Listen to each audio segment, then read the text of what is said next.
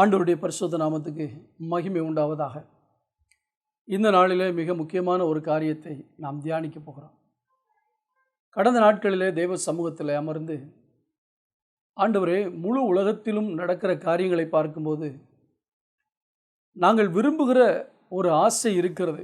சபை உடனே திறக்கப்பட வேண்டும், ஒரு பெரிய எழுப்புதலை காண வேண்டும், திரளாக ஜனங்கள் ரட்சிக்கப்பட்டு சபைக்கு வர வேண்டும், இன்னும் ஏராளமான ஊழியர்கள் எழும்ப வேண்டும், இன்னும் கோடிக்கணக்கிலே மக்கள் ரட்சிக்கப்பட வேண்டும் என்கிற ஆசையும் ஆர்வமும் பாரமும் இருக்கிறது. ஆனால் நடக்கிற காரியங்களை நாம் பார்க்கும்போது ஆண்டவரே, இது சாத்தியமா என்கிற கேள்வி வந்தது. சாத்தியமா என்கிற கேள்வி வந்தாலே மனிதனுடைய பார்வையிலே சாத்தியமில்லை என்று சொல்லக்கூடிய காரியங்களை எல்லாம் தேவன் சாத்தியமாக்கி காட்டுகிறவர், அதாவது செயல்படுத்தி காட்டுகிறவர் நம்முடைய ஆண்டவர். அப்படிப்பட்ட ஒரு எண்ணத்தோடு தேவ சமூகத்தில் அமர்ந்து ஜெபித்த போது வேதத்தில் இருந்த ஒரு சம்பவத்தை ஆண்டவர் எனக்கு ஞாபகப்படுத்தினார். அதாவது தேவ சத்தத்தை கேட்டேன் என்று நான் சொல்ல மாட்டேன், ஆனால் என் உள்ளத்தில் பரிசுத்த ஆவியானவர் உணர்த்துகிறதை என்னால் உணர முடிந்தது. அதைத்தான் இன்றைக்கு உங்களோடு கூட நான் பகிர்ந்து கொள்கிறேன். இதை பார்த்து கொண்டிருக்கிற டுனாமிஸ் அசம்பிளிஸ் ஆஃப் காட் சபை விசுவாசிகள், திருவொற்றியூர் ஏஜி சபையினுடைய விசுவாசிகள், நீங்கள் உன்னிப்பாய் இந்த பிரசங்கத்தை மிகவும் கருத்தாக கவனமாக நீங்கள் கேட்க வேண்டும். மற்றவர்களும் இதை பார்த்து இதில் சொல்லப்படுகிற கருத்துக்களை உங்களுடைய வாழ்க்கையில் நீங்கள் ஏற்றுக்கொண்டு அதை செயல்படுத்துங்கள். நீங்கள் இருக்கிற சபைக்கு அது மிகவும் பிரயோஜனமாக இருக்கும். 1 ராஜாக்கள் 18ஆம் அதிகாரம் 4ஆம் வசனத்தை வாசிக்கிறேன். யேசபேல் கர்த்தரின் தீர்க்கதரிசிகளை சங்கரிக்கிற போது ஒபதியா 100 தீர்க்கதரிசிகளை சேர்த்து அவர்களை கெபிக்கு 50 பேராக ஒழித்து வைத்து அவர்களுக்கு அப்பமும் தண்ணீரும் கொடுத்து அவர்களை பராமரித்து வந்தார்.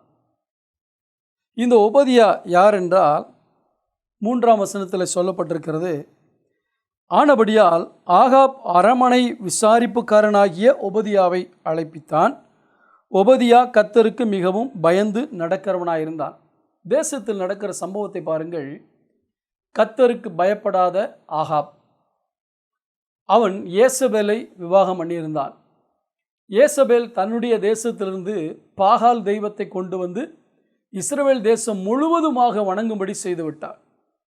இப்படிப்பட்ட ஒரு சூழ்நிலையில் கர்த்தரை அறிந்த எலியா தீர்க்கதரிசி வேகமாக ஆண்டவருடைய சமூகத்திலே வந்து அழுது புலம்பி ஜெபித்த போது ஆண்டவர் ஒரு காரியத்தை சொல்லியிருக்கிறார்.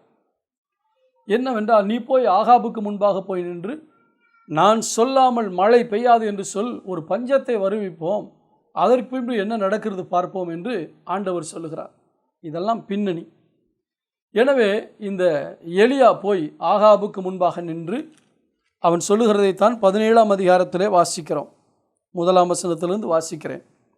கிளையாத்தின் குடிகளிலே திஸ்பியனாகிய எலியா ஆகாபை நோக்கி, என் வாக்கின்படியே அன்றி இந்த வருஷங்களிலே பனியும் மழையும் பெய்யாதிருக்கும் என்று இஸ்ரவேலின் தேவனாகிய கர்த்தருக்கு முன்பாக நிற்கிற நான் அவருடைய ஜீவனை கொண்டு சொல்லுகிறேன் என்றார். ஏனென்றால் இவன் தேவனுக்கு முன்பாக நின்று ஜெபிக்கிற பழக்கம் இந்த எலியாவுக்கு இருந்தபடினால்தான் தேவன் சொன்ன காரியத்தை வந்து ஆகாபிடத்திலே சொல்லுகிறார். பின்பு கர்த்தருடைய வார்த்தை அவனுக்கு உண்டாயிற்று. அவன், நீ இவ்விடத்தை விட்டு கீழ்த்திசையை நோக்கி போய் யோர்தானுக்கு நேராயிருக்கிற கேரித் ஆற்றண்டையிலே ஒழித்து கொண்டிரு என்றார். இந்த சம்பவம் எல்லாம் உங்களுக்கு தெரியும். அந்த ராஜாவினிடத்திலே போய் என்னுடைய வாக்கின்படி மழையும் பனியும் பெய்யாது என்று சொல்லிவிட்டான். சொல்லிட்டு ஆண்டவருடைய வாக்கின்படி கேரித் ஆற்றண்டைக்கு போயிட்டான். அவனுக்கு சாப்பாடு, நல்ல சாப்பாடு கிடைக்குது. அதற்கு பின்பு அந்த ஆறு வற்றி போன உடனே ஒரு விதவையினுடைய வீட்டுக்கு சீதோனுக்கு அடுத்த சாரிபாத்து ஊருக்கு போய் அங்கே போய் நீ தங்கியிரு, ஒரு விதவைக்கு உன்னை போஷிக்கும்படி கட்டளையிட்டேன் என்று சொல்லுகிறார். இந்த சம்பவமெல்லாம் உங்களுக்கு தெரியும். அந்த விதவை கொஞ்சம் மாவை எடுத்து பிணைஞ்சு தானும் தன்னுடைய மகனும் சாப்பிட்டு சாவதற்காக, போன வாரத்தில் இதை குறித்து நான் லேசாக சொன்னேன், வேதமும் விசுவாசமும் என்கிற தலைப்பில். எனவே அதை நான் டச் பண்ண விரும்பலை. இப்படி அங்கே இருந்த பின்பு கர்த்தர் எலியாவை பார்த்து சொல்கிறார், நீ போய் ஆகாப் ராஜாவுக்கு உன்னை காண்பி என்று. இப்போ ஆகாப் ராஜாவுக்கு காண்பி என்று ஆண்டவர் சொன்ன உடனே அடுத்து உள்ள சம்பவம் தான் இந்த அரமனையில் இருக்கக்கூடியதான ஒபதியா. தேவ ஜனங்களை வெறுக்கிற ஏசபேல் இவர்கள் இருக்கிற இடத்திலே, அதாவது தேவனுக்கே இடமில்லை, தேவ ஜனங்களுக்கே இடமில்லை என்ற ஒரு அரசாட்சி நடந்து கொண்டிருக்கிற இடத்திலே கர்த்தருக்கு பயந்து வாழ்கிற ஒருவன் இருந்தான். இன்றைக்கி நமக்கு பிரச்சனை என்ன தெரியுமா? நம்ம எப்போவுமே ஒரு ஸ்பிரிச்சுவல் அட்மாஸ்பியர்லேயே வாழ்ந்து எப்போவும் பாட்டு, ஜெபம், ஆராதனை இதிலேயே இருக்க விரும்புகிறோமே தவிர சத்துருடைய கோட்டைக்குள்ளே இருந்து அங்கிருந்து தேவ ஜனங்களை பாதுகாப்பதற்காக தேவன் என்ன திட்டம் வைத்திருக்கிறார் என்பதை மறந்து போய்விடுறோம். சிலர் சொல்லுவாங்க, வேலை செய்யவே பிடிக்கல பாஸ்டர், வேலை செய்கிற இடத்துல ஒரே குடிகாரனாக இருக்கான், ஒரே போட்டு கொடுக்குற ஆட்களாக இருக்காங்க, ஒரே பிரச்சனை, எப்போவுமே தேவ சமூகத்திலே உட்கார்ந்துடணும் போல இருக்குது. இது நாம் வாழ்கிற பூமி சாத்தானுடைய கையில் இப்போதைக்கு இருக்கிறது. எங்கு போனாலும் பிரச்சனைகளும் போராட்டமும் இருக்கும். அதன் மத்தியில் நீங்கள் தேவனோடு வாழ பழகும்போது அந்த இடத்திலிருந்து கர்த்தர் உங்களை பயன்படுத்துவார் என்பதுதான் இந்த செய்தியினுடைய மிக முக்கியமான நோக்கம். அரமனை விசாரிப்புக்காரனாக இருக்கிறான், ஆனால் கர்த்தருக்கு பயந்து நடக்கிறான். அரசனோ அரசியோ கர்த்தருக்கு பயந்து நடக்கவில்லை. உங்கள் முதலாளியோ உங்கள் மேனேஜரோ கர்த்தருக்கு பயந்து நடக்காமல் வேறு வழிபாட்டுக்குரியவர்களாக இருக்கலாம், தேவனை வெறுக்கிறவர்களாக இருக்கலாம். அந்த இடத்தை விட்டு வெளியே போய் வேறு வேலை தேடலாம் என்கிற எண்ணம் உங்களுக்கு இருக்கக்கூடாது. அந்த இடத்திலிருந்து நான் தேவ சித்தத்தை செய்ய வேண்டும், தேவன் எதற்காக என்னை இந்த இடத்துல வைத்திருக்கிறார் என்கிற ஒரு உணர்வை பெற்றுக்கொள்ள வேண்டும். இந்த ஒபதியாவை அங்கே வைத்திருந்தார். இந்த ஒபதியா என்ன செய்தான் தெரியுமா? கர்த்தருடைய தீர்க்கதரிசிகளை கெபிகளிலே கொண்டு போய் வைக்கிறான். ஏனென்றால் மிக முக்கியமான ஒரு காரியம் என்னவென்றால், கர்த்தருடைய தீர்க்கதரிசிகளை எல்லாம் துன்பப்படுத்தக்கூடிய ஒரு சூழ்நிலை அங்கே இருந்தபடினால் தேவனை ஆராதிக்கக்கூடிய ஒருவரும் அங்கே இல்லை. அதில் ஒருவன் கர்த்தருக்கு பயந்து வாழ்கிற இந்த ஒபதியா. அதோடு கூட இந்த எலியா தீர்க்கதரிசியைப் போல ஒரு 100 தீர்க்கதரிசிகள் அங்கே இருந்திருக்கிறார்கள். இந்த தீர்க்கதரிசிகளை பாதுகாப்பதற்காக 2 கெபியில் 50 பேராக வைத்து அவர்களை பராமரித்து வந்தான் என்று வேதம் சொல்லுகிறது. அவர்களை பராமரித்து வந்தான். எப்பொழுது? தேசத்தில் பஞ்சம் இருந்தபோது. இந்த தேசத்தில் பஞ்சம் இருந்தபோது இவர்களுக்கு சாப்பாடு எங்கேருந்து வந்திருக்கும்? ஒருவேளை அரண்மனையிலிருந்து தான் வந்திருக்கும். எவ்வளோ ரிஸ்கான ஜாப் பாருங்கள். வெளியே தெரிஞ்சால் ஒபதியாவோட தலை போயிடும். ஆனால் அங்கே இருந்து கொண்டு 100 பேரை அவன் போஷித்தான். இவன் பிரபலமான ஒரு தீர்க்கதரிசி அல்ல. பிரபலமான தீர்க்கதரிசி வேறொரு இடத்துல ஒளிந்து வாழ்கிற, அதாவது தேவன் சொன்னபடினால் ஒரு குறிப்பிட்ட இடத்திலே தனியாக அமர்ந்திருக்கிறார். இந்த தீர்க்கதரிசி இப்பொழுது வருகிறார். வந்த உடனே ஆண்டவர் போய், நீ என்னை பற்றி ஜனங்களுக்கு நிரூபி என்று சொன்ன உடனே இதையெல்லாம் பார்த்த பின்புதான் அவன் கர்த்தரே தெய்வம், கர்த்தரே தெய்வம் என்று சொல்லக்கூடிய அளவுக்கு வானத்திலிருந்து அக்கினியை இறக்குகிறான் இந்த எலியா. வானத்திலிருந்து அக்கினி இறக்கின பின்பு 19ஆம் வசனத்துக்கு வரும்பொழுது இயேசபேல் என்ன சொல்லுகிறாள்? எலியாவை கொல்லாமல் விட மாட்டேன். ஏனென்றால் இவன் கர்த்தரே தெய்வம் என்பதை நிரூபித்தது மட்டுமல்ல, என்னுடைய பாகால் தீர்க்கதரிசிகளை எல்லாம் கொன்று போட்டு விட்டானே, எனவே அவனை சும்மா விடக்கூடாது, அவனை சாகடிக்க போகிறேன்னு சொன்ன உடனே இந்த செய்தி யாருக்கு வருது? எலியாவுக்கு வரும். எலியாவுக்கு வந்த உடனே தன் ஜீவனை காப்பாற்றுவதற்காக போயிட்டு, தன் ஜீவனை காப்பாற்றுவதற்காக நேர போய் எங்கே போகிறார்? சூரிய செடிக்குள்ளே போய் ஒளிஞ்சுக்கிறார். சூரிய செடிக்கு கீழே ஒளிஞ்சிக்கிட்டு ரொம்ப புலம்புறாரு, நான் சாகணும்னு ஜெபம் பண்ணுறார். யார்? பிரபலமான ஒரு ஊழியர், ரொம்ப பிரசித்தி பெற்ற ஊழியர், வானத்திலிருந்து அக்கினி இறக்கின ஊழியர், தேவனுடைய அற்புதங்களை செய்த ஊழியர். இப்படிப்பட்ட சூழ்நிலையில் அவர் எங்கே இருக்கிறார் என்றால், ஒரு செடிக்கு கீழே இருந்து கொண்டு இனி என்னால் ஒன்றுமே செய்ய முடியாதுங்கிற நிலைமையில் வந்து அவர் சாக வேண்டும் என்று ஜெபிக்கிறார். ஆனால் ஆண்டவர் சொல்லுகிற காரியங்களை பாருங்கள். 1 ராஜாக்கள் 19ஆம் அதிகாரம் 18ஆம் வசனத்தில், ஆனாலும் பாகாலுக்கு முடங்காதிருக்கிற முழங்கால்களையும் அவனை முத்தம் செய்யாதிருக்கிற வாய்களையும் உடைய 7000 பேரையும் இஸ்ரவேலிலே மீதியாக வைத்திருக்கிறேன் என்றார். இப்போ எனக்கு ஒரு கேள்வி என்னென்றா, 100 தீர்க்கதரிசிகளை ஒபதியா பராமரிக்கிறார். ஆனால் ஆண்டவருடைய பார்வையில் இன்னும் 7000 பேர் பாகாலுக்கு முன்பாக முழங்கால் படியிடாமல் இருக்கிறார்கள். அவர்களை யார் பராமரித்தது? அவர்கள் எங்கே இருக்கிறார்கள்? யாரோ ஒருவரை வைத்துதான் பாகாலுக்கு முழங்கால் படியிடாத 7000 பேரை கர்த்தர் பாதுகாத்து கொண்டிருக்கிறார். இந்த சம்பவத்தை படித்தபோது ஆண்டவர் எனக்கு என்னுடைய உள்ளத்திலே போட்ட பாரம் என்னவென்றால், எரிந்து பிரகாசித்தவன் இப்பொழுது சூழ்நிலையை கண்டு பயந்து போய் ஒதுங்கி இருக்கும் பொழுது அடுத்த தலைமுறையை கர்த்தர் எழுப்பச் சொல்லுகிறார். அங்கே சொல்லும் பொழுது, உன் ஸ்தானத்திலே 16ஆம் வசனத்தில், பின்பு நிம்சியின் குமாரனாகிய யெகூவை இஸ்ரவேலின் மேல் ராஜாவாக அபிஷேகம் பண்ணி ஆபேல் மெகோலா ஊரானாகிய சாப்பாத்தின் குமாரனாகிய எலிசாவை உன் ஸ்தானத்திலே தீர்க்கதரிசியாக அபிஷேகம் பண்ணு. அதாவது உன்னுடைய ஊழியம் முடிந்தது.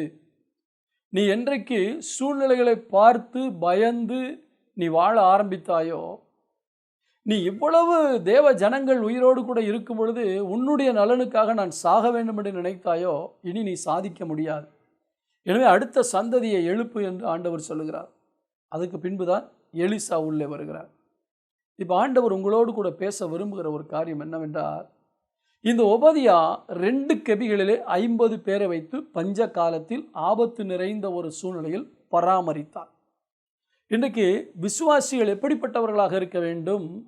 வரக்கூடிய காலங்களிலே ஒருவேளை சபையே நடத்தப்பட முடியாத ஒரு சூழ்நிலை வருமானால், ஒரு விசுவாசி 50 பேரை பராமரிக்கக்கூடிய அளவில் ஆகாரத்தை உடையவர்களாக, நல்ல வசனத்தை உடையவர்களாக, அவர்களை பாதுகாக்கக்கூடிய நிலைமையில் இருக்கிறவர்களாக நீங்கள் இருக்க வேண்டும். உதாரணத்துக்கு ஒரு ஏரியாவை நாம் எடுத்துக்கொள்வோம் என்று வைத்துக் கொள்ளுங்கள். அந்த ஏரியாவிலே ஒரு 40-50 விசுவாசிகள் இருக்கிறார்கள் என்றால், அவர்களுக்கு ஒருவரை தலைவராக போடும்போது அங்கே இருக்கிற விசுவாசிகள் நினைக்கக்கூடாது, இவன் ஒரு பிரபலமான தலைவன் அல்லவே, இவன் ஒரு சாதாரணமான மனுஷன், இவன் நம்மை பராமரிப்பதா போஷிப்பதா என்று நினைக்கக்கூடாது. ஏனென்றால் பிரபலமான தீர்க்கதரிசி இருந்த அதே நாளில்தான் பிரபலம் இல்லாத ஒரு அரமனை விசாரிப்புக்காரனை வைத்து தீர்க்கதரிசிகளை, இவன் ஒபதியா தீர்க்கதரிசி கிடையாது, அரமனை விசாரிப்புக்காரன், ஒரு வேலை செய்கிறவன், அவ்வளவுதான். ஒரு சாதாரண வேலை செய்கிற ஒரு மனிதனை கொண்டு தீர்க்க தரிசனம் சொன்ன தீர்க்கதரிசிகளை காப்பாற்றக்கூடிய நிலைமைக்கு கொண்டு வந்து விட்டார் ஆண்டவர். ஆம் தெய்வ பிள்ளைகளே, இன்றைக்கு நீங்கள் ஆயத்தப்பட வேண்டியது எதற்கு தெரியுமா? வரக்கூடிய காலங்கள் கொடிய காலங்களாக இருக்கும் என்றால், ஆண்டவர் சொன்னார் அல்லவா, பகற்காலம் இருக்கு மட்டும் என்னை அனுப்பினவருடைய கிரியைகளை நான் செய்ய வேண்டும், ஒருவரும் கிரியை செய்யக்கூடாத ராக்காலம் வருகிறது என்று. எவ்வளவு வரமுள்ள ஊழியராக இருந்தாலும், எவ்வளவு வல்லமையுள்ள ஊழியராக இருந்தாலும், எவ்வளவு உலக பிரசித்தி பெற்ற ஊழியராக இருந்தாலும், ஒருவேளை செயல்பட முடியாத ஒரு சூழ்நிலை வருமானால், சாதாரண வேலையில் இருக்கிற நீங்கள் கெபிக்கு 50 பேராக வைத்து போஷித்து அவர்களை பராமரிக்க கற்றுக்கொள்ள வேண்டும். பராமரித்தல் என்றால் அவர்களுக்கு வேண்டிய ஆகாரம், அவர்களுக்கு வேண்டிய ஆலோசனை, இவைகளெல்லாம் கொடுக்க வேண்டும். இதற்கு நீங்கள் வளர வேண்டும். முதலாவது, என்னால் முடியும் என்கிற மன தைரியம் இருக்க வேண்டும். சூழ்நிலை ரொம்ப மோசமாக இருக்குது, நான் அரமனையில் தான் வேலை செய்கிறேன், இப்படியெல்லாம் சாப்பாடு கொண்டு கொடுக்குறேன், நான் செய்கிறது வெளியே தெரிஞ்சால் என் உயிரே போயிடுமே என்கிற பயம் அவனுக்கு இருந்தது. இன்றைக்கு சைனாவிலே இன்னும் பல இடங்களில் வேதாகமத்தை கொண்டு போக முடியவில்லை. அப்படி கொண்டு போகிறவர்களை அரெஸ்ட் பண்ணுகிறார்கள். இன்னும் சில இடங்கள் அப்படி இருக்கிறது என்று செய்திகள் வந்த வண்ணமாக இருக்கின்றன. இன்னொரு பக்கம் சைனாவிலேயே தமிழ் பைபிள் பிரிண்ட் செய்யப்படுகிறது. ஆனால் இன்னொரு பகுதிகளில் இப்படிப்பட்ட போராட்டங்கள் இருக்கிறது. எனவே என கண்மான கர்த்தருடைய பிள்ளைகளே, நாட்கள் பொல்லாதவைகளாக மாற மாற கர்த்தர் யாரை பயன்படுத்த விரும்புகிறார் தெரியுமா? யாரெல்லாம் சாதாரண விசுவாசிகள் என்று நாம் நினைக்கிறோமோ அவர்கள் சாதாரணமானவர்கள் அல்ல. தேவனுடைய ஊழியர்களையே பாதுகாக்கக்கூடிய அளவுக்கு அவர்களுக்கு ஆண்டவர் கிருபைகளை கொடுக்க போகிறார்.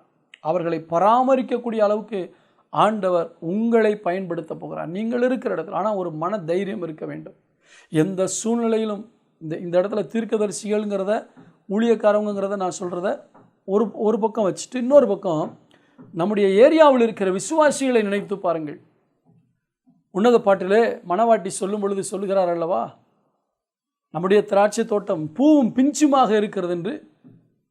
சில மரங்கள் கனி கொடுக்கக்கூடிய அளவில் வளர்ந்து விட்டது, ஆனால் சிலவற்றை இப்பொழுதுதான் நட்டு வைத்திருக்கிறோம், மொட்டு விட்டிருக்கிறது, மலர்ந்து இருக்கிறது, பூ விட்டிருக்கிறது, அது இளம் பருவத்தில் இருக்கிறது. ஏனென்றால் புதிதாக ரட்சிக்கப்பட்டு ஜனங்கள் வருகிறார்கள், அவர்களுக்கு சரியான வளர்ச்சி இல்லை. அவர்களை வளர்த்து விடவும் அவர்களை கர்த்தருக்குள்ளே நடத்தவும் உங்களுக்கு முதலாவது மன தைரியம் இருக்க வேண்டும். ரெண்டாவது, அவர்களை போஷிப்பதற்குரிய சரக்கு உங்கள்கிட்ட இருக்கணும். என்ன சரக்கு தெரியுமா? தேவனுடைய வார்த்தை.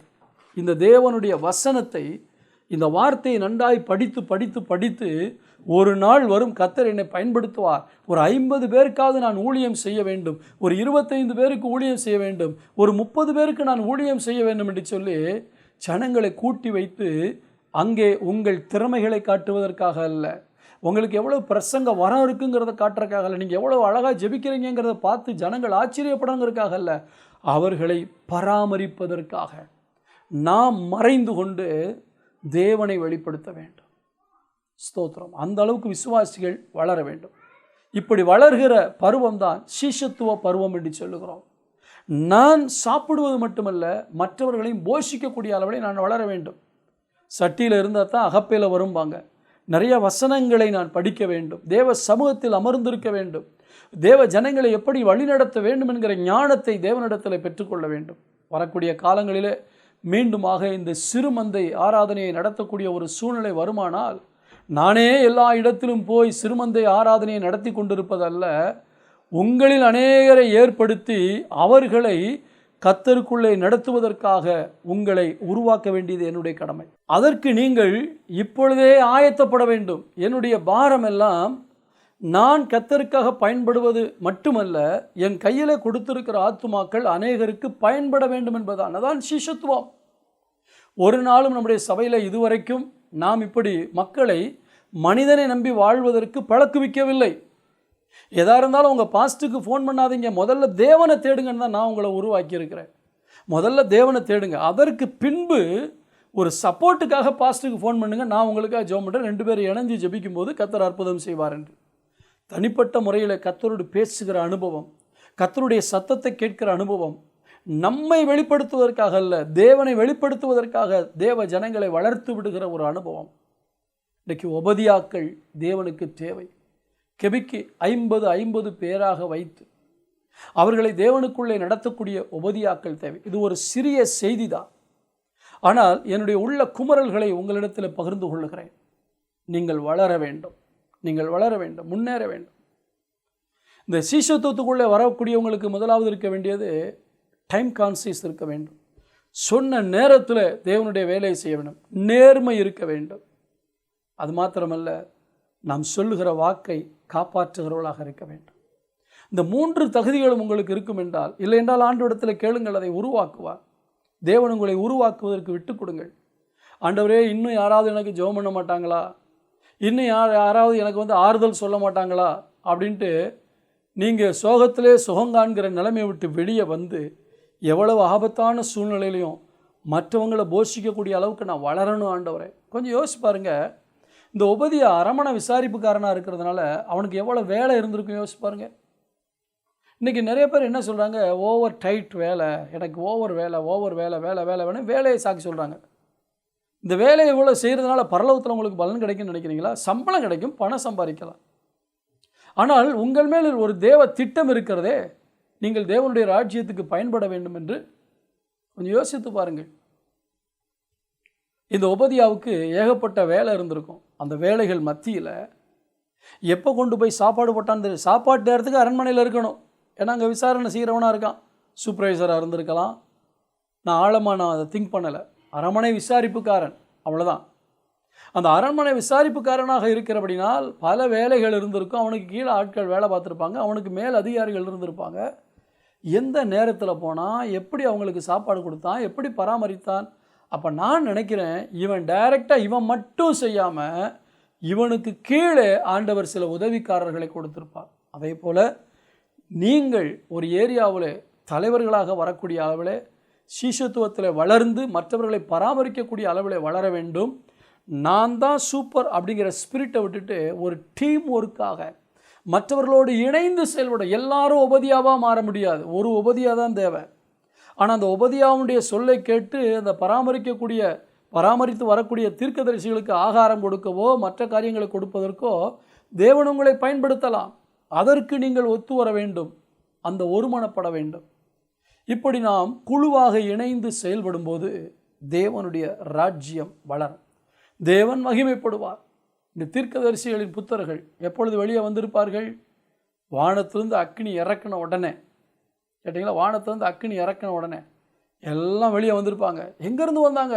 உபதியா பாதுகாத்து. குறிப்பிட்ட காலங்கள் நீங்கள் அவர்களை பராமரிக்க வேண்டும். அதற்கு பின்பு ஆண்டவர் ஒருவேளை ஒரு எழுப்புதலை கொண்டு வருவார் என்றால் இந்த பராமரிக்கப்பட்டு வந்து உருவாக்கப்பட்டவர்கள் அவர்களும் சேர்ந்து ஆண்டவருக்காக எழும்புவார்கள். கர்த்தருக்கு ஸ்தோத்திரம். யோசித்து பாருங்கள், இந்த பராமரிக்கிற பணி 18ஆம் அதிகாரத்தில் வருகிறது. 7000 பேர் இன்னும் இருக்கிறார்கள் என்பது 19ஆம் அதிகாரத்தில் வருகிறது. நான் நினைக்கிறேன் இந்த 100 பேரை சரியாக இவன் உருவாக்கி வச்சுருந்தான்னா இந்த 100 பேரும் போய் யோசிச்சு பாருங்கள், 100 பேரும் போய் ஒரு 100 பேரை வச்சா எவ்வளோ ஆகும்? 10,000. ஆனால் இங்கே 7000 பேர் மீதியாக இருக்காங்கன்னா இவங்க போய் ஆதாயம் பண்ணியிருப்பாங்க அப்படி என்று நான் யூகிக்கிறேன். வேதத்தில் நமக்கு பின்னணி இருக்கிறதா இல்லையா என்று தெரியவில்லை. நேரடியான அர்த்தம் கொடுக்கக்கூடிய வசனங்கள் இருக்கவில்லை. ஆனால் ஒபதியாவுக்கு தெரிந்த அளவுக்கு 100 தீர்க்கதரிசிகள், ஏலியா ஒரு இடத்துல இருக்கிறான், ஒபதியா ஒரு இடத்துல இருக்கிறான். அப்போ கணக்கு போட்டால் 102. ஆனால் ஆண்டவர் 7000 என்று சொல்கிறாரே. இந்த ஏலியா வானத்திலிருந்து அக்கினி இறக்கி பகல் தீர்க்கதரிசிகளெல்லாம் கொன்று போட்ட பின்பு கர்த்தரே தேவன்னு சொன்ன உடனே இந்த தீர்க்கதரிசிகள்லாம் வெளியே வந்திருப்பாங்க. நீங்கள் மறைந்திருந்து உருவாவதற்குரிய காலங்கள் உண்டு. அந்த உருவாக்கப்பட்டதை வைத்து கர்த்தருக்காக பயன்படும்படியாக எழுப்பி பிரகாசிக்க வேண்டிய காலங்கள் உண்டு. எனவே அந்த 100 பேர் ஒருவேளை 7000 பேரை கர்த்தருக்குள்ளே நடத்தி இருக்கலாம். யோசித்து பாருங்கள், நீங்கள் எப்படிப்பட்டவர்களாக இருக்க விரும்புகிறீர்கள்? எப்போவுமே யாராவது எனக்கு சொல்லி கொடுத்துக்கிட்டே இருக்கணும், எனக்கு இன்னும் வேணும் இன்னும் வேணும்ன்ட்டு நிறைய செய்திகளை கேட்டு கேட்டு கேட்டு பரவசம் அடையக்கூடிய விசுவாசிகளாக இருக்கீங்களா? இன்றைக்கி உலகம் மக்களை பரவசத்துக்குள்ளே நடத்திக்கிட்டு இருக்கு. யூடியூப்பில் நிறைய செய்திகள் வரும்போது பாருங்கள், சில நேரத்தில் ஆல் நைட் ப்ரேயர்னு நடக்கும். நான் ஓப்பன் பண்ணி பார்த்தா எப்போ பார்த்தாலும் பாட்டு ஓடிக்கிட்டே இருக்கும். பாட்டு பாடி இசை, ஒரு 5 நிமிஷம் 10 நிமிஷம் ஜெபம். யோசிச்சு பாருங்கள், ஜனங்களை பரவசப்படுத்துகிறாங்க. அந்த நாட்களில் ஒரு ஊழியக்காரர் அந்த ஆல்டரில் நின்று சோத்திரம் சோத்திரம் சோத்திரம் என்று பாடிக்கொண்டே இருப்பார். அவருக்கு ராகம் சரியாக வருதோ இல்லையோ, தாளம் சரியாக பாடுறாரோ இல்லையோ, பிச்சு கரெக்டாக நிற்கிதோ இல்லையோ, கீழேருந்து ஒருத்தவங்க ட்ரம் அடிச்சுட்டே இருப்பாங்க. அவங்க ஆவியில் நிரம்பி பாட பாட பாட பாட உள்ளுக்குள்ளே வந்திருக்கிற புதிய ஆத்மாக்களுக்குள்ளே இருக்கிற அசுத்த ஆவியெல்லாம் அலறி அடித்து ஓடும். கீழே உட்காந்து பாடுறவங்களும் அந்த மேடையில் ரசிக்கிறதுக்கு ஒன்றுமே இருக்காது. மேடையில் கீழே இருக்கிற ஜனங்களை கவர்றதுக்கு அங்கே ஒன்றுமே இருக்காது. பாஸ்ட்டு கண்ணை மூடிட்டு தோத்துற ஆண்டவரேன்ட்டு ஆண்டவரை பார்த்து ஆராதிப்பார். கீழே இருக்கிற ஜனங்கள் கண்ணை மூடிட்டு இந்த ட்ரம் சத்தத்தை கேட்டு பாட்டி சத்தத்தை கேட்டு காதில் கேட்டு கர்த்தரை ஆராதிச்சுட்டே இருப்பாங்க. எழுப்புதல் இருந்தது, ஆத்துமாக்கள் ரட்சிக்கப்பட்டார்கள், பிசாசு ஓடினது, வியாதிகள் குணமானது. ஆனால் இந்த நாட்களில் அந்த கொட்டு ஓரமாக போயிடுச்சு. முன்னேற்றத்துக்காக ஸ்தோத்திரம். நம்முடைய சபையிலும் கீபோர்டு இருக்கிறது, பேட் இருக்கிறது, நல்லது. ஆனால் என்றைக்கு ஆராதனை நடத்தும்படியாக வருகிறவர்கள் அதிகமாய் தங்களுடைய திறமைகளை அதிகமாய் காட்ட ஆரம்பித்தார்களோ ஜனங்கள் அவர்களை ரசிக்க ஆரம்பித்து விட்டார்கள். எப்பொழுதுமே சொல்லுவேன், ஆராதனை நடத்தக்கூடிய ஒருவர் நிறைய பேசிக்கிட்டே இருக்கக்கூடாது. தேவன்கிட்ட பேசி அவரை துதிச்சுக்கிட்டே இருக்கணும். ஒரு ஆராதனை நடத்துகிறவர் ஜனங்களை பார்த்து கலங்காதே திகையாதே, இப்படி இருக்க வசனம் அப்படி இருக்க வசனம்னு பிரசங்கத்தையே அந்த ஆராதனை நடத்திக்கிட்டே இருந்தார்னா பாஸ்டர் எங்கிட்ட போய் பிரசங்கம் பண்ணுவார். இன்றைக்கு ஆராதனை நடத்துகிறவர்களே அப்படியே ஜனங்களை வசப்படுத்துகிறார்கள். ஜனங்கள் ஆணு வாயை திறந்துட்டு என்ன அழகாக நடத்துகிறாரு, இவரை விட அவர் நல்லா நடத்துகிறாரு, அவரை விட இவர் நல்லா நடத்துகிறாருன்னு ஜனங்கள் கீழே உட்காந்து பார்வையாளர்களாக மாறிட்டாங்க. மியூசிக் பயங்கர கிட்டார் சத்தம், கீபோர்டு, ட்ரம்ஸு, இன்னும் ஏகப்பட்ட இசைக்கருவிகளை வைத்து நல்ல வண்ண விளக்குகளோடு ஜனங்கள் ரசிக்கக்கூடிய அளவிலே ஆராதனைகள் மாறிவிட்டது. ஒரு பேயும் ஓட மாட்டேங்குது. மேலே இருந்து பாடுறதெல்லாம் பேய் பாடுற மாதிரியே இருக்குது. கொஞ்சம் யோசிச்சு பாருங்கள், கொஞ்சம் யோசிச்சு பாருங்கள், காலங்கள் எப்படி மாறிக்கொண்டு இருக்கிறது. ஸ்தோத்திரம். இன்றைக்கு நாம் ரசிக்கிறவர்களாக அல்ல. இந்த இந்த செய்தி, இந்த சர்ச் ஆராதனை, அந்த சர்ச் ஆராதனை, அது எவ்வளோ அழகாக இருக்குது. நீங்கள் ரசிக்கிறவர்களாக இருந்தால் இன்னும் வளரவில்லை என்ற அர்த்தம். நாம் கிறிஸ்தவர்களாய் மாறின பின்பு தேவனிடத்தில் ஜெபிக்க வேண்டும். தேவ சபையில் கர்த்தர் நமக்கு என்ன போதனை கொடுக்கிறாரோ அதை கேட்டு தேவனுக்குள்ளே வளர வேண்டும். அதற்கு பின்பு நான் மற்றவர்களை பெற்றெடுக்கக்கூடிய ஒரு தகப்பனாக தாயாக மாறி ஆத்துமாக்களை ஆதாயம் செய்து அவர்களை போஷித்து வளர்த்து என்னை போல அவர்களும் மற்றவர்களை உருவாக்கக்கூடிய அளவுக்கு அவர்களை நான் வளர்த்து விட வேண்டும். யோசித்து பாருங்கள், நீங்கள் எப்படி வளர்ந்திருக்கீர்கள்? இன்னும் ஸ்பூன் ஃபீடிங்லே இருக்கீங்களா? இல்லை நீங்களே பைபிளை படித்து தியானித்து, அதுக்கு தான் போன வாரத்தில் உங்களுக்கு வேதத்தை எப்படி நீங்களே வாசிக்கணும், தியானிக்கணும், எப்படியெல்லாம் குறித்து படிக்கணும். எதுக்கு இந்த பிரயாசம் எடுக்கிறோம்? நீங்கள் குழந்தைகளாக இருப்பதற்காக அல்ல, வளருவதற்காக.